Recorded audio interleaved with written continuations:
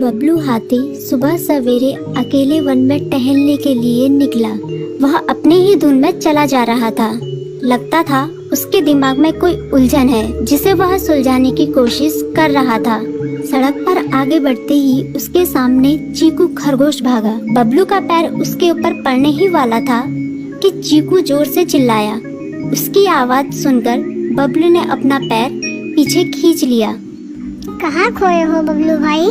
कहीं नहीं, बस कुछ ऐसे ही सोच रहा था। किस बारे में? तुम जानकर क्या करोगे? शायद मैं तुम्हारी कुछ मदद कर सकूं। तुम तो जानते हो आजकल वन में कितनी चोरियां हो रही हैं, पर चोर का कोई अता पता ही नहीं है। इस बात को लेकर वन के सारे प्राणी चिंतित थे। वे वहाँ खुद को सुरक्षित महसूस नहीं कर रहे थे। अरे चीकू भाई, हम मजबूर हैं। हम चोर को पकड़ ही नहीं पा रहे हैं। वह बहुत चालाक है और अपने काम को बड़ी कुशलता से अंजाम दे रहा है। कहीं कोई सबूत ही नहीं छोड़ रहा। हमारे राजा इस बात को लेकर बहुत चिंतित हैं। यही कारण है कि हम सब इस बारे में सोच रहे हैं। अब तुम मेरी इसमें क्या मदद कर सकते हो? मैं कुछ सोचता हूँ, हो सकता है मुझे कोई उपाय सूझ जाए। प्रयास करने में कोई हर्ज तो नहीं है। तुम ठीक कहते हो चीकू, लेकिन वन के गुप्तचर भी अभी तक इसका कोई हल नहीं निकाल सके। इतना कहकर वे चुप हो गए। बबलू की बातों ने चीकू को सोचने के लिए मजबूर कर दिया। चीकू को उदास देखकर बबलू बोला, तुम अपना मन छोटा मत करो। मुझे अच्छा लगा कि तुमने मेरी परेशानी को समझा। कभी मैं भी इस वन के लिए गुप्तचर का काम करता था। एक बार मेरी टांग टूट जाने से मेरे अंदर फुर्ती नहीं रही। तब से मैंने यह काम छोड़ दिया। चीकू, तुम चाहो तो यह काम दोबारा कर सकते हो। वन के प्राणी ज्यादातर दिन में भोजन की तलाश करते हैं, वे रात को आराम करते हैं। तुम दिन रात दोनों में ही भोजन की तलाश में निकल सकते हो सकता है रात को तुम्हें कुछ ऐसी बातों का पता चल जाए जो हमारे काम की हो। हाँ बबलू, तुम ठीक कहते हो। मैं आज रात को वन में घूमकर इस बात का पता करने की कोशिश करता हूँ। थोड़ी देर बातें करके चीकू अपने बिल की ओर बढ़ गया और बबलू अपने रास्ते चला गया। चीकू के दिमाग में अभी तक बबलू की कई बातें घूम रही थी। उसे समझ नहीं आ रहा था वह बबलू की मदद कैसे करे।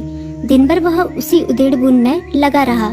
शाम होते ही चीकू कुछ सोचने लगा और वह चुपचाप बिल से बाहर निकल आया। चीकू की पत्नी ने देखा तो बोली, इस समय कहाँ जा रहे हो? बाहर खतरा है। खतरा तो सुबह भी रहता है, लेकिन खतरों से डरकर हम भूखे तो नहीं मर सकते। मैं बाहर घूम कर आता हूँ। इतना कहकर चीकू रात को बिल से बाहर निकल आया। कुछ दूर जाकर उसकी नजर बंकू उल्लू पर पड़ी, जो कुछ ही दूरी पर था।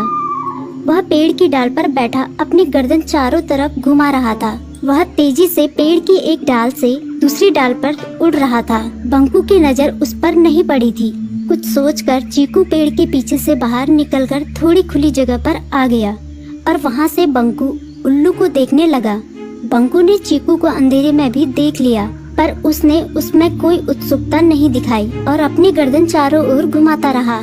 चीकू बड़ी देर तक बंकू की हरकतों पर नजर रखे रहा।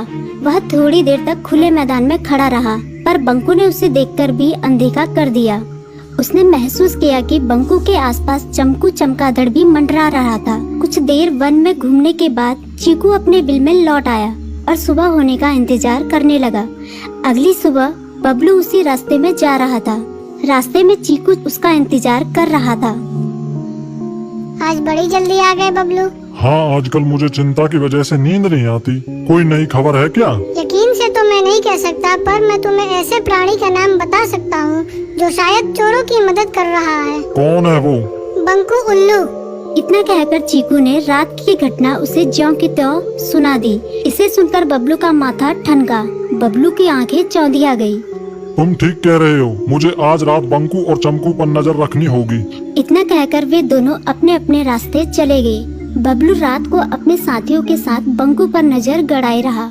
उसकी संदिग्ध गतिविधियों को देखकर बबलू ने उसे उसके साथियों चंकी और संकी लोमड़ के साथ पकड़ लिया। बबलू ने सख्ती से पूछताछ करनी शुरू कर दी। तुम इस समय बंकू चमकू के साथ क्या कर रहे हो? हम चारों दोस्त हैं, इसलिए साथ बैठकर बातें कर रहे हैं। चमगादड़ और उल्लू की दोस्ती तो समझ में आती है, पर लोमड़ के साथ दोस्ती कैसे हो सकती है? सख्ती से पूछने पर दोनों ने अपना जुर्म कबूल कर लिया और सभी चोरियों के बारे में बताया जो उन्होंने कुछ दिन पहले वन में की थी। बबलू ने उनके चोरी का सारा सामान भी बरामद कर लिया। बंकू और चमकू को अभी तक समझ में नहीं आ रहा था कि वो इतनी आसानी से कैसे पकड़ में आ गई।